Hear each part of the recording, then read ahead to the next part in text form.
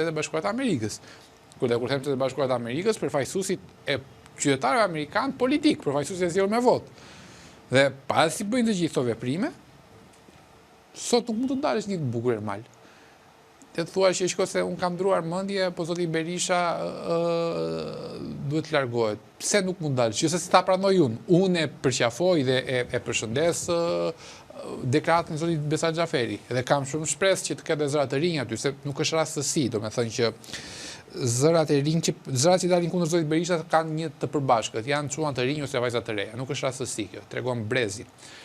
Por nuk e bën dot më atë veprim se ke humbur lirin. Se unë e shpjegua cilën liri ka humbur ai, pra ka humbur integritetin e ka humbur imazhin e tij te zoti Berisha. Ai mbase nuk e kupton, por zoti Berisha e ka thithur freskinë dhe pastërtinë e moshës së tij, e ka thithur për të mbajtur oksigjen për veten e tij. Dhe tani është tepër vonë për zotin Xhaferi ose për çdo tjetër. Megjithatë, për të rikthyer sa që thash për brezin e ri, është paktën 3-4 emra më vinë për momentin në mendje, pra është zoti Aulon Kalaja, po, është zoti Besar Xhaferi, është me shumë kuraj doli në primare dhe u revoltua shoqja Alesia Balliu. Ka pasur dhe emra të tjerë, dhe në kryesit Partisë Demokratike që kanë dalë kundër, po ka një të përbashkët, që janë brez i ri. Domethënë, nuk po them që brez i ri direkte, vetëm se është i ri në mosh, është e ardhmë, është shpresa, por ka, pavarësisht çka është një situacion shumë i madh, një handicap shumë i madh se nuk është një mes brezave, pra brezi Berishës me këta e figura që tham nuk i ndan një brez, i ndan 5 breza. I ndajnë 5 breza, por mos po ndjen zoti Berisha lagështin që kërkojnë t'i marrin Partinë Demokratike nga brenda dhe sot ka dhënë një mesazh të qartë për cilin ndoj që artikulohet kundër zotit Berisha, e shikon dhe si një mesazh të qartë për kundërshtarët? Modus operandi, do ta quaja, mënyra se si operon zoti Berisha, është luftë me drejtësinë duke pasur pushtet politik dhe pushtet ekonomik.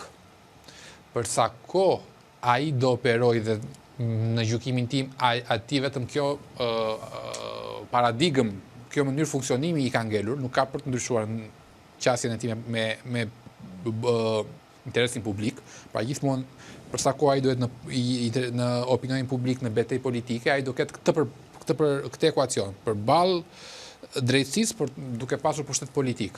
Për sa kohë ai do ketë këtë paradigm, ai gjithmonë do të rrezikuar, sepse ata që do të rinë mbrapa ose do t'i rinë krah, e din që ai është vulnerabël. Dhe gjithmonë ata do të mundohen që në momentin e parë që do ta shikojnë të dobët, do t'i ngulin një thik pas shpine. Pra i ruhet kësaj thike zoti Berisha. Dhe zoti Berisha këtë gjë di shumë mirë, ka instikte të jashtëzakonshme, nuk diskutohet, nuk kërkon një instinkt madje. Dhe po, Ermal, për t'i përgjigjer pyetjen, po, zoti Berisha e ndjej gjithmonë rrezikun që është vulnerabël nga një thik pas shpine, që do ta quaja unë, mbas ajo nuk është thjesht pabesi, ose s'është fare pabesi, mbas është edhe sinqeritet më. Ka njerëz që shikojnë një moment caktuar, ndërgjegjësohen dhe kuptojnë që duhet ndryshuar, nuk mund të vazhdojmë në Partinë Demokratike me zotin Berisha.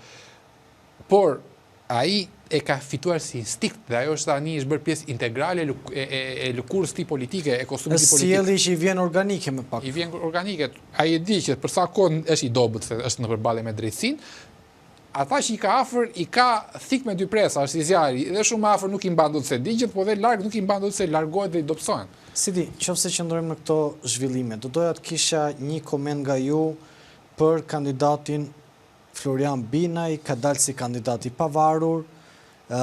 Pikpyetjet janë si ka arritur dot ai që pa takuar dhe pa biseduar me zotin Berisha ti imponohet, një njeriu i cili ka 35 vite që si imponohet askush, dhe në anën tjetër dhe fakti që zoti Lapaj dhe zoti Sheaj tashmë janë bërë bashkë duke mbështetur Florian Binajn dhe duke u bërë në një grup për të mbështetur kandidatin që propozoi dhe zoti Berisha. Mund të kem një shpjegim? Po. Ermal, nëse ka diçka që jam pak i vënë në vështirësi është kur flas për zotin Binaj, megjithatë paradoksalisht kam dhe motivin për të folur, edhe pse ndjem vështirësi. Jam në vështirësi, pse? Sepse jam i dyzuar mes ad hominem Flori Binaj, pra njeriu personit Flori Binaj, kandidat Flori Binaj, dhe asaj që çfarë ai rezultantes që ai mund të sjellë në zgjedhjet bashkiake politike në nëntorit ose dhjetor, fillim dhjetori ku mund të jetë të Bashkinë e Tiranës. Flori Binaj, përpara se ta them analizën, do të them që rezultatja që mua më intereson është kush është e mira e interesit opinionit publik sipas perceptimit tim, sipas kundërshtrimit tim. Pra, për ta dekriptuar, Flori Binaj, si kandidat, si individ, si Flori, e kam ndjekur e këtë ditë fushatës, është figurë shumë simpatike, dhe me thënë në gjukimin tim. Më pëlqen që me ato deficiencat, fjalë çik pejorative, me ato mungesat e tia në gjuhën e durin politike, në formatin politik, por shumë miq është ashtu, shumë miq është vi nga botë e artit, dhe i shikon problemet e qytetit në një mënyrë shumë të thjesht, shumë qytetare, nuk i shikon si një profesionist, nuk i shikon si një politikan i regjur me betejë politike, nuk i shikon si një njeri suksesi në shkencë, në arsim ose në biznes, por i shikon si një qytetar i thjesht. Trafikun, problemet e qarkullimit, e parkingut, problemet gangren të qytetit Tiranës. Mua më pëlqen kjo gjë. Dhe ka atë freskinë në një figure që nuk është armë politik. Por, në vend që kjo të ishte pika e tij e fortë, në këndvështrimin tim kjo është pika e tij e keqe, e dobët. Përse? Pse është pika e tij e dobët? Ermal, Flori Binaj duke tregohet i sinqert me votuesit. Po